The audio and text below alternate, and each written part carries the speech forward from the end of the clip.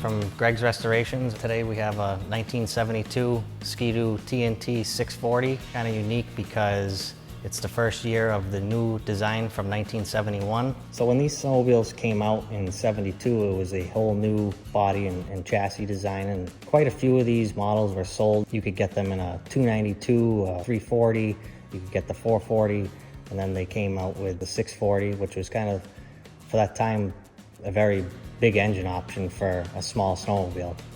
Chrome skis, dual carburetor setup. So in 72, they did on the 640 Rotex engine, dual carb setup, so they're HD carburetors, not HRs or the smaller of the two sizes. They did the dual carbs kind of for like a trail stock performance snowmobile. Other unique options were you could get this in a 18-inch track and a 15-inch track as well. This is an 18-inch track. Wider width on both sides, and the seat is a little bit wider on the tunnel itself.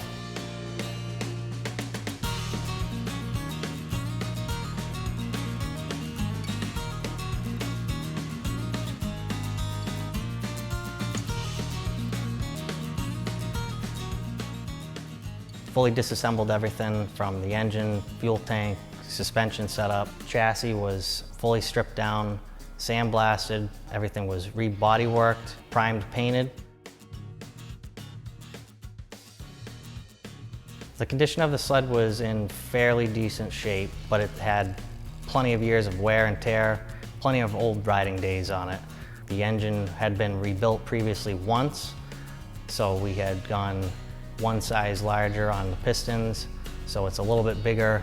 CC-wise now could be like a 642, 643.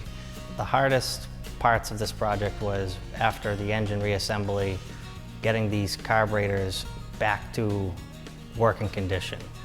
They are very unique to this model snowmobile and this engine. Everything was frozen and we had to fully strip them down, vapor blast cabinet, cleaned them all up, going into an ultrasonic cleaner as well. Tillotson isn't in business anymore for carburetors, close to original reproduction from this company in Minnesota, specify in making correct spec gaskets, diaphragms and springs for these. Reassembled with new gaskets and all the springs and everything like that. It was quite a bit of little fine tuning. So the engine's a 640 Rotex, 2-cylinder. These engines were kind of notorious for, they had overheating issues. This one, when it had come into the shop not running, it actually had a burnt piston in it. We had sent out all the cylinder heads, cylinders, the two lower case halves. Crank had some rust and stuff, so we had sent the crank to get fully rebuilt and balanced. They sent the engine out to get honed. It's all fully regasketed, new pistons. The front grab handle was re-chromed. Used all the original rubbers on the bumper and the rear bumper, the front ski boot covers. The skis on this snowmobile were very rotted from years of, crossing roads and having no wear bars on the skis, so we actually had to source another set of skis halfway through.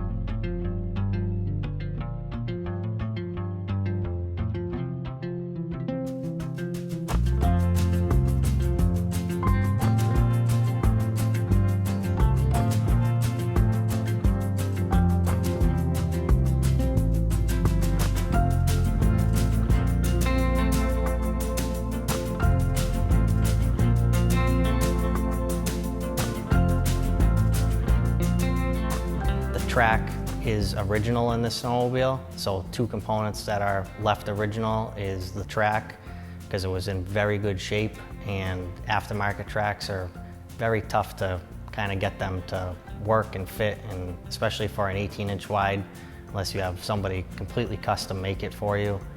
Windshield is all original on the sled. It was in very good shape. Any aftermarket windshield either was clear or like a very minor smoke tint to it, and Ski-Doo originally used a yellow tint on their windshield.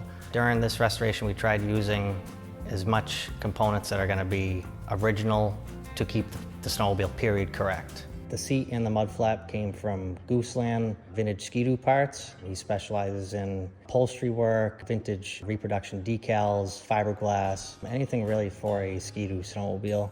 Air intake boots on the carburetors are aftermarket as well.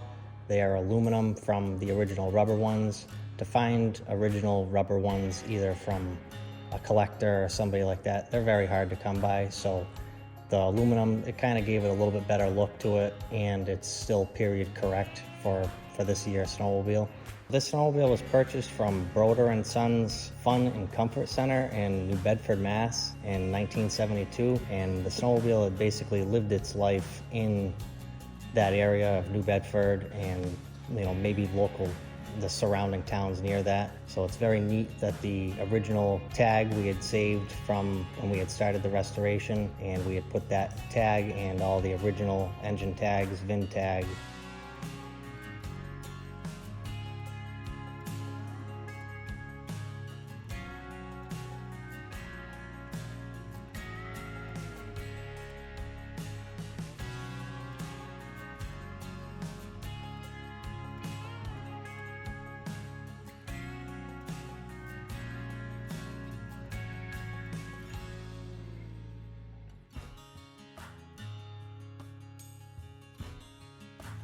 The exhaust system is original as well, a very kind of hard to come by part for some of these old sleds. It brings you back in time when you're riding these sleds.